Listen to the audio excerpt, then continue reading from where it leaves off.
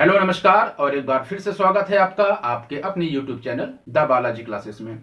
दोस्तों, पिछली वीडियो में मैंने बताया था कि जो भी भारतीय इतिहास के स्रोत हैं उनको मैंने 3 कैटेगरी में बांटा था।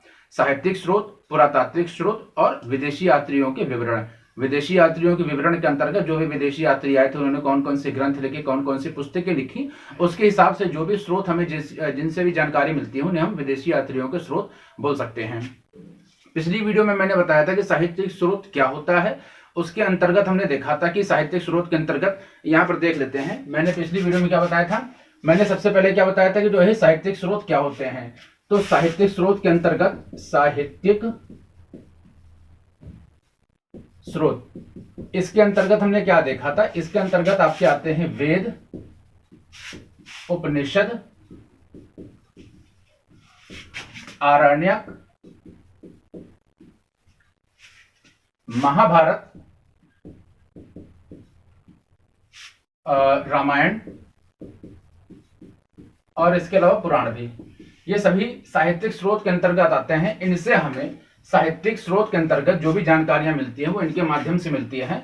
पिछली वीडियो में मैंने आपको बताया था कि जो भी साहित्यिक स्रोत हैं उन साहित्यिक स्रोत के अंतर्गत हमने वेदों को देखा था। वेदों में मुख्य रूप से हमने ऋग्वेद को देखा था। अब ऋग्वेद में हमने क्या देखा था कि ऋग्वेद से रिलेटेड जितने भी फैक्ट हो सकते हैं मैंने उन सभी चीजों को देखा था। अब यहाँ पर प्रश्न ये उठता है कि उसके दो प्रश्न होते हैं, यानी किस किस प्रकार से प्रश्न हो सकते हैं। तो हम उसको देखेंगे कि किस किस प्रकार से प्रश्न हो सकते हैं और ये जो भी प्रश्न होंगे ये किस लेवल तक होंगे। तो पिछली वीडियो से ही मैंने ये स्टार्ट किया हुआ है इस पूरी सीरीज को। एक पूरी समग्र तैयारी होगी आपकी। आप अगर चैनल पर नए हो तो सब्सक्राइब कर लीजिए, क्योंकि पूरी इस तरीके से पार्ट 1, 2, 3, 4, 5 करके मैं पूरी सीरीज लेकर के आ रहा हूं और इतिहास के एक एक चैप्टर को मैं पूरा आपके सामने फिनिश करूंगा। आप चाहे कोई भी एग्जाम दे रहे हो, आप चपरासी से लेकर के पीसीएस प्री तक के एग्जाम के लिए इन वीडियोस को उपयोगी मान सकते हैं और इनके प्रश्नों की प्रैक्टिस भी करवाऊंगा।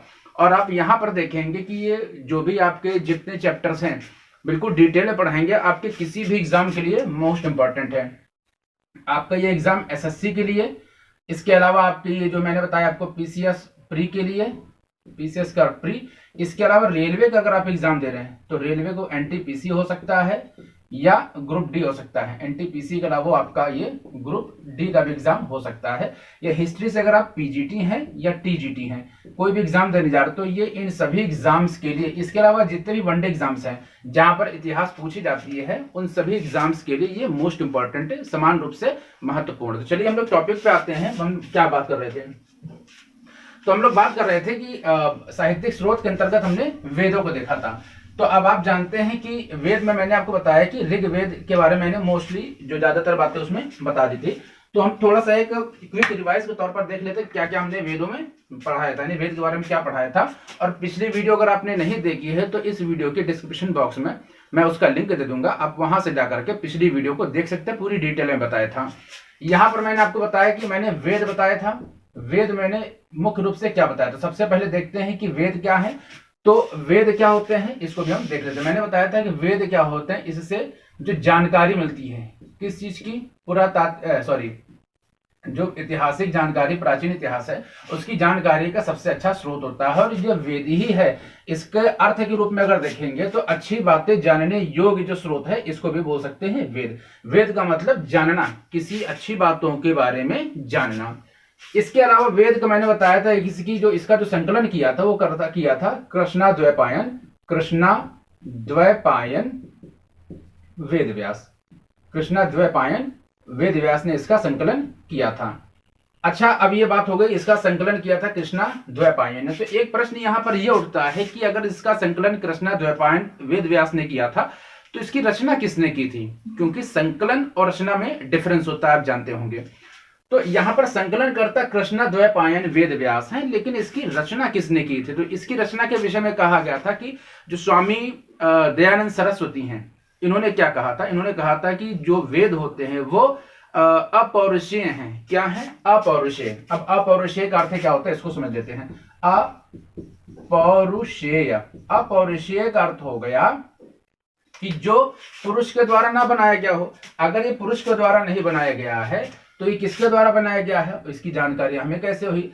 तो ये कहा गया है कि ये अपौरुषेय है, और जो पुरुष को जो जानकारी मिली वो किससे? ईश्वर के द्वारा मिली। जो भी आप जानते होंगे कि प्राचीन काल के जो ऋषि थे, मुनि थे, क्योंकि वो एक आध्यात्मिक विषय हो जाएगा, हम उतनी डिटेल में अगर जाएंगे एक आध्यात्मिक विषय हो जाएगा। तो आध्यात्मिक विषय नहीं, ये आज का विषय हमारा इतिहास है, इसी को समझते किसी और वीडियो में, या जब आपके कमेंट्स आएंगे कि सर थोड़ा इससे रिलेटेड और बातें बताई जाए तो हम बताएंगे।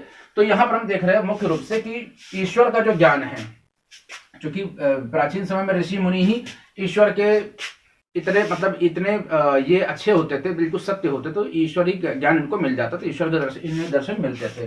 क्योंकि वो सतयुग था, ये कलयुग चल रहा है, तो ईश्वर के द्वारा जो भी वाणी ईश्वर की थी वो सुनते थे ऋषि मुनि, ईश्वर की वाणी को सुनते थे ऋषि मुनि। तो ईश्वर से ये वेद का ज्ञान ऋषियों को हुआ, ऋषियों से अपने शिष्यों को हुआ, और जो भी शिष्य थे वो शिष्य क्या करते थे कि अपनी संतानों को सुनाते थे। तो बात ये हुई कि जब ऋषियों से ये ज्ञान मिला शिष्यों को, यानी सबसे पहले ईश्वर से ऋषियों को, ऋषियों से अपने शिष्यों को, और शिष्यों से उनकी संतानों को, ये क्रम बढ़ता रहा। इसी प्रकार से पूरा एक चक्र रहा, ईश्वर से ऋषि को, ऋषि से शिष्य को, शिष्य से संतानों को, ऋषि से शिष्य, शिष्य से संतान, ये पूरा चक्र बार बार चलता रहा। तो इस प्रकार से ये जो वेद का प्रचार प्रसार हुआ। अब हम जब यहाँ पर बात करते हैं कि जब वेद अपौरुषेय हैं, तो अपौरुषेय का अर्थ यहाँ पर यह हो गया कि जो वैदिक ज्ञान होता है, अपौरुषेय का अर्थ हो गया कि जो भी वैदिक ज्ञान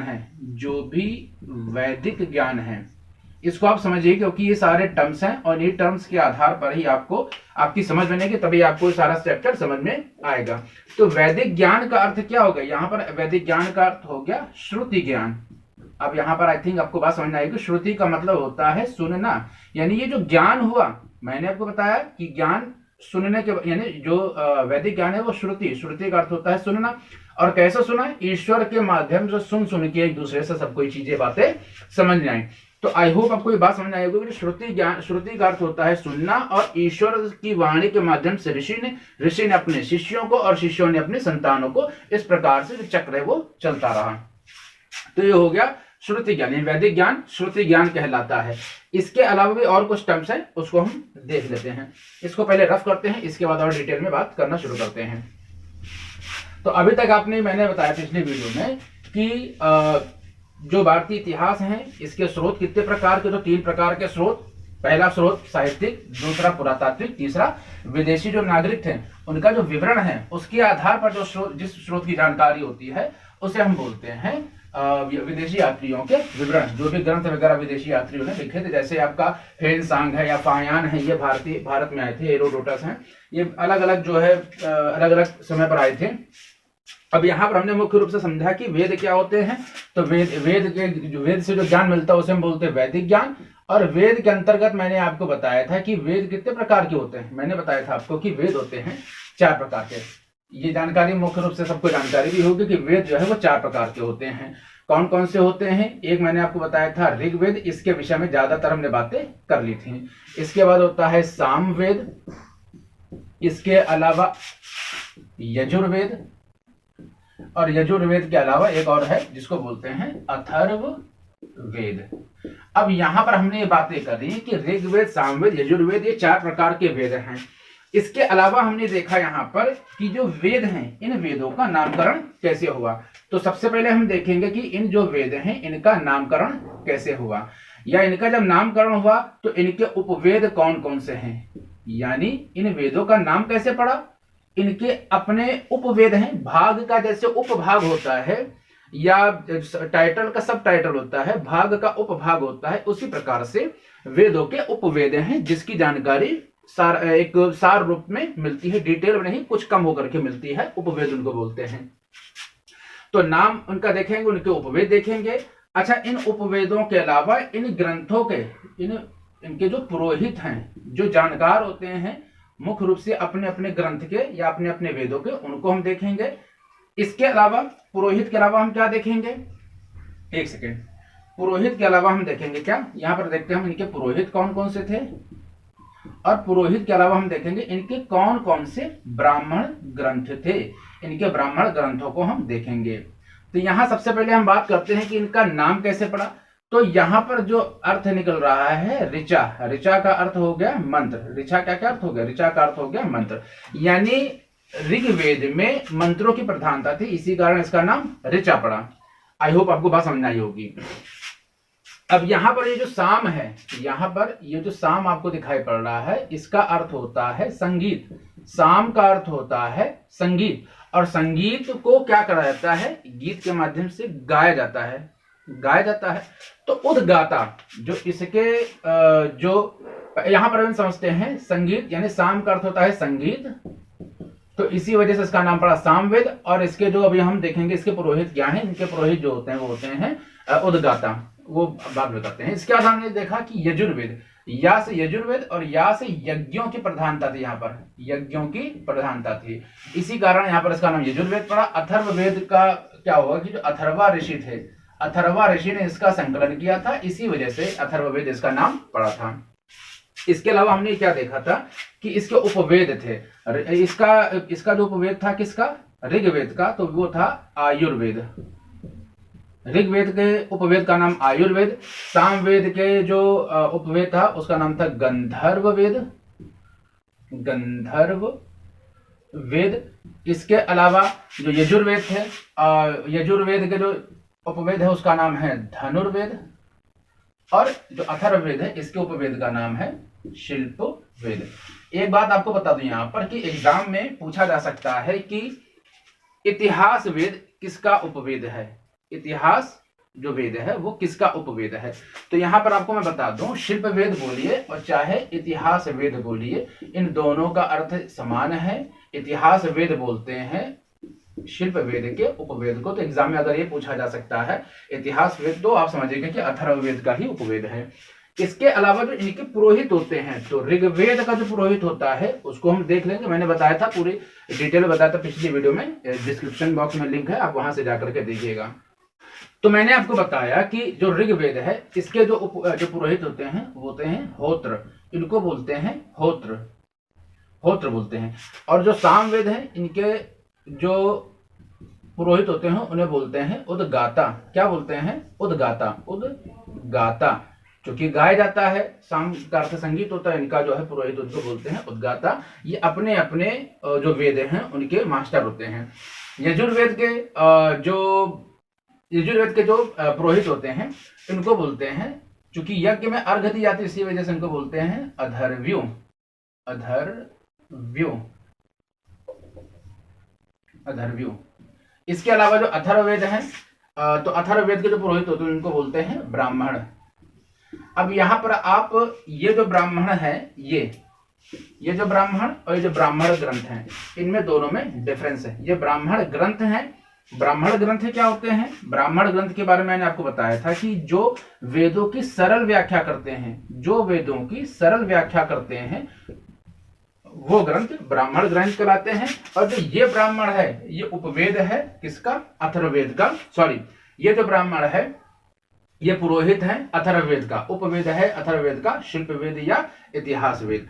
तो यहाँ पर आप देखिएगा, इसी बातें मैंने आपको बताई। ब्राह्मण ग्रंथ का अर्थ क्या हो गया, सरल व्याख्या जिस ग्रंथ के द्वारा की जाती है उसे बोलते हैं ब्राह्मण ग्रंथ। अब यहाँ पर मैंने एक चीज और बात बताई थी, यह मैंने आपको बताया था कि इसके जो ब्राह्मण ग्रंथ है वो कौन कौन से हैं। एक बार इतनी सारी चीजों को जल्दी जल्दी देख लेते हैं, क्योंकि ज्यादा डिटेल में बताएंगे तो सारी चीजें मैंने डिटेल पिछली वीडियो में ही बता रखा है, तो उसको यहाँ पर भी हम देख लेते हैं।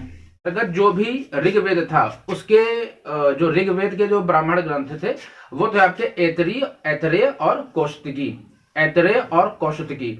इसके अलावा जो ब्राह्मण ग्रंथ थे यजुर्वेद के, उनका यजुर्वेद को यहाँ पर देख लेते हैं। यजुर्वेद को मैंने आपको क्या बताया था कि दो भागों में बांट लेते हैं, एक शुक्ल यजुर्वेद, शुक्ल यजुर्वेद,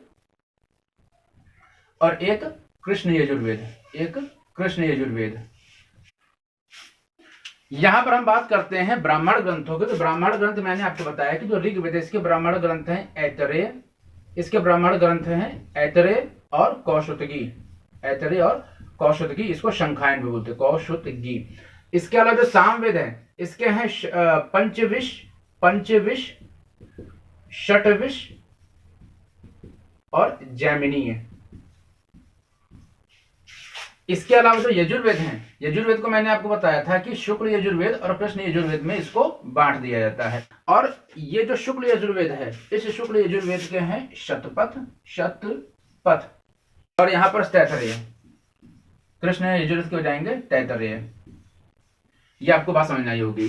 तो अथर्ववेद के जो ब्राह्मण ग्रंथ है उसको हम बोलते हैं गोपथ। क्या बोलते हैं? गोपथ। तो इतनी चीजें आपको समझ आई होंगी। इतनी चीजें मैंने पिछली वीडियो में डिस्कस किया था। इसको इरेज करते हैं।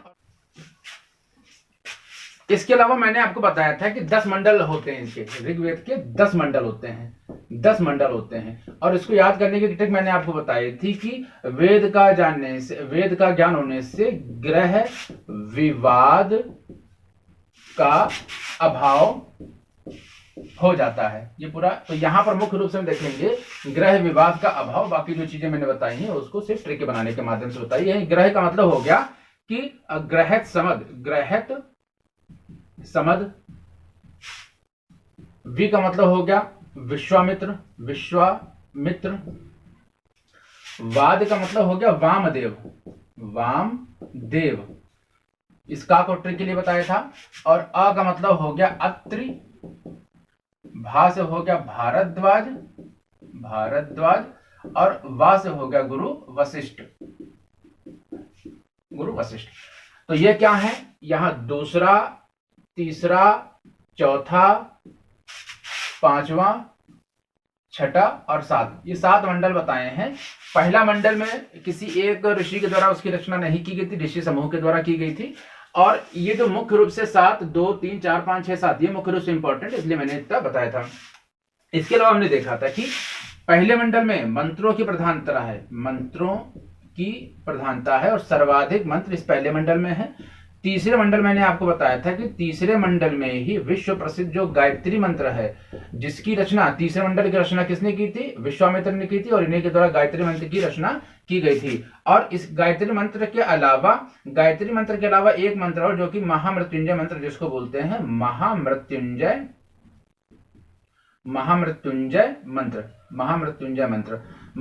मंत्र, इसकी भी जो है वो प्रधानता दिखाई गई है, यानी तीसरे मंडल में। इसके अलावा जो नवा मंडल है, नवा मंडल, इसको बोलते हैं सोममंडल। सोममंडल कौन है? सोम कौन है? सोम जो है वनस्पति के देवता हैं। कौन है ये वनस्पति के देवता हैं, इनकी प्रधानता है। और 10वां मंडल है उसे बोलते हैं पुरुष सूक्त। और इसमें पुरुष सूक्त जो, या 10वां मंडल है, इसे पुरुष मंडल भी बोलते हैं। इसमें क्या किया गया था कि विराट पुरुष की कल्पना दिखाई गई थी, और जिसमें जो 4 वर्ण है उनका उल्लेख प्रथम बार यहीं पर मिलता है 10वें मंडल में। और बताया गया था कि जो भी 4 वर्ण है उनकी उत्पत्ति कैसे हुई। तो इतनी बातें मुख्य रूप से हमने डिटेल से देखी थी। इसके अलावा एक अंत में मैंने देखा था कि अमाजु क्या है। तो जो ऐसी स्त्रियां जो दीर्घायु तक या आजीवन विवाह नहीं करते उसे हम दीर्घायु बोलते हैं। और भिषक बोलते हैं, भिषक बोलते, जो भी देवी देवता थे उन देवताओं के जो चिकित्सक होते थे उनको बोलते थे भिषक। तो इतनी बातें मुख्य रूप से डिटेल में हमने देख ली थी। अब आगे हम देखेंगे कि जो ये आपके जो भी वेद के बचे 3 वेद हैं या उपनिषद क्या हैं, इनको फटाफट देख लेते हैं। अभी तक हमने ऋग्वेद को समझा था, उसकी महत्वपूर्ण बातें, जो भी मुख्य बिंदु थे उनको हमने देख लिया था। अब इसके अलावा हम देखने जा रहे हैं कि जो भी सामवेद है, इसके अंतर्गत कौन कौन से ऐसे महत्वपूर्ण तथ्य जिनसे प्रश्न बनते हैं। तो जैसे मैंने आपको बताया था कि साम का अर्थ होता है संगीत। तो ये भारतीय संगीत का मूल कहा जाता है। तो जो भी सामवेद है इसे भारतीय संगीत का मूल कहा जाता है। और यज्ञों के, मुख्य रूप से जो यज्ञों के अवसर होते हैं उसमें गाए जाने वाले जो भी मंत्र हैं उसका इसमें संकलन रहता है सामवेद के अंतर्गत। और यहाँ अगर इसकी ऋचाओं की बात करें तो कुल मिलाकर इसके अंतर्गत 1549 यानी 1549 ऋचाएं होती हैं। इन 1549 ऋचाएं में 78 ऋचाएं यानी 78 जो ऋचाएं होती हैं वो मुख्य रूप से इसी की होती हैं, यानी सामवेद की होती है। और बाकी जो बची हुई शेष ऋचाएं होती हैं वो ऋग्वेद से ली गई होती हैं, यानी जो भी ऋचाएं बची हैं शेष 78 के अलावा वो ऋग्वेद से ली गई हैं। इसके अलावा हम देखेंगे कि जो यजुर्वेद है, तो ये यजुर्वेद के अंतर्गत क्या होता है, यज्ञ के अवसर पर जो भी नियम है यानी यजुर का यस मैंने आपको बताया था यज्ञ। तो यजुर्वेद में क्या होता है, यजुर्वेद के अंतर्गत यज्ञों के नियम है, विधि विधान है। तो मुख्य रूप से जो यज्ञ हैं उसमें किस प्रकार के विधि विधानों का प्रधानता होती है, किस प्रकार से यज्ञ करने हैं, या यज्ञ में क्या करना चाहिए क्या नहीं करना चाहिए, बलि देनी चाहिए या किस प्रकार का क्या भी, उसका पूरा जितना विधि या जो नियम है उसका जो पूरा संकलन होता है वो होता है इसे यजुर्वेद के अंतर्गत। इसके अलावा मैंने आपको बताया था कि यजुर्वेद क्या होते हैं कि मुख्य रूप से कृष्ण यजुर्वेद और शुक्ल यजुर्वेद में इसको बांट दिया गया होता है, शुक्ल यजुर्वेद और कृष्ण यजुर्वेद में। और जो शुक्ल यजुर्वेद है, इस शुक्ल यजुर्वेद को वाजस्नेयी संहिता कहते हैं। वाजस्नेयी संहिता भी कहा जाता है। एग्जाम में सीधे प्रश्न पूछा जाता है कि शुक्ल यजुर्वेद यानी वाजस्नेयी संहिता किस वेद को कहा जाता है। तो वहां पर दिया जा सकता है आपको 4 ऑप्शन कि शुक्ल यजुर्वेद या कृष्ण यजुर्वेद या ऋग्वेद या सामवेद, इस प्रकार से कोई भी ऑप्शन दिया जा सकता है। तो यहाँ पर आपको मुख्य रूप से याद रखना है कि वाजस्नेयी संहिता कहते हैं शुक्ल यजुर्वेद को। तो वाजस्नेयी संहिता शुक्ल यजुर्वेद को कहते हैं। मैंने आपको बताया था कि जो यजुर्वेद है उसके 2 भाग हैं, शुक्ल यजुर्वेद और कृष्ण यजुर्वेद। तो शुक्ल यजुर्वेद को वाजस्नेयी संहिता कहते हैं। इसका कारण यह है कि जो वाजस्नेयी के पुत्र थे जिनका नाम था याज्ञवल्क्य, इन्होंने इसकी रचना की थी, इसी वजह से इसको वाजस्नेयी संहिता भी कहा जाता है। और इसमें क्या होता है, जो मंत्रों का संकलन होता है, यानी सिर्फ केवल और केवल मंत्रों का संकलन होता है। अब यहाँ पर एक बात होती है कि जो यजुर्वेद है इसे हम चंपू वेद भी बोलते हैं, चंपू वेद। इसका कारण क्या है कि ऋग्वेद ही एकमात्र ऐसा वेद है जो कि गद्य और प्लस पद्य इन दोनों में है। यानी गद्य जो गद्य है और जो पद्य यानी गा करके भी इसको कहा जाता है या इसकी व्याख्या की जाती है। तो इसी गद्य और प्लस पद्य होने के कारण इसे चंपू वेद कहते हैं। बाकी इसके अलावा सभी वेद सिर्फ गद्य में है। यही एक ऐसा जो वेद है जो कि गद्य या पद्य में है। तो इस प्रकार से इसको आप याद रख सकते हैं कि केवल मंत्रों का संकलन यहाँ पर होता है। इसके अलावा अगर हम और देख लेते हैं तो ये दिया हुआ है आपका अथर्ववेद। इस अथर्ववेद के अंतर्गत अगर मुख्य बातें देख लेते हैं, मतलब जितनी महत्वपूर्ण बातें हैं जिनसे प्रश्न बनते हैं सिर्फ उन्हीं को देखेंगे, हम उतनी डिटेल में बताएंगे जितना आपको आपके एग्जाम के लिए उपयोगी होगा। यहाँ पर क्या है कि कर्म कांडों की या जो पुरुष के विचार हैं, कर्म कांडों की प्रधानता है। एक 2 प्रकार के यहाँ पर वेदों का संकलन किया गया है। एक तो धर्म कांड है, एक है कर्म कांड, एक है कर्म कांड और दूसरा है ज्ञान कांड। तो यहाँ पर जो अथर्ववेद है मुख्य रूप से अंधविश्वास या जो पुरुषों के अपने विचार है उस पर आधारित है। तो यहाँ पर कर्म कांडों की प्रधानता है। इसके अलावा जो अंधविश्वासों की प्रधानता यहाँ पर है।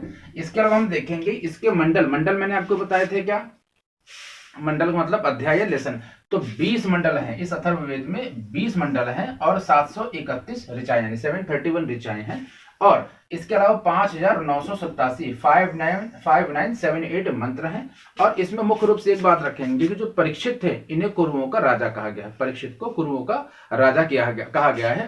तो मुख्य रूप से हमने ऋग्वेद को पूरा पढ़ लिया, सामवेद, अथर्ववेद, यजुर्वेद, सभी जो वेद हैं इनको हमने पढ़ लिया। अब इसके बाद हम देखेंगे कि इनके अपने उपनिषद हैं या आरण्यक हैं और क्या क्या हो सकते हैं उनको हम देखेंगे। तो मिलते हैं आपसे नेक्स्ट वीडियो में, तब तक के लिए जय हिंद जय भारत।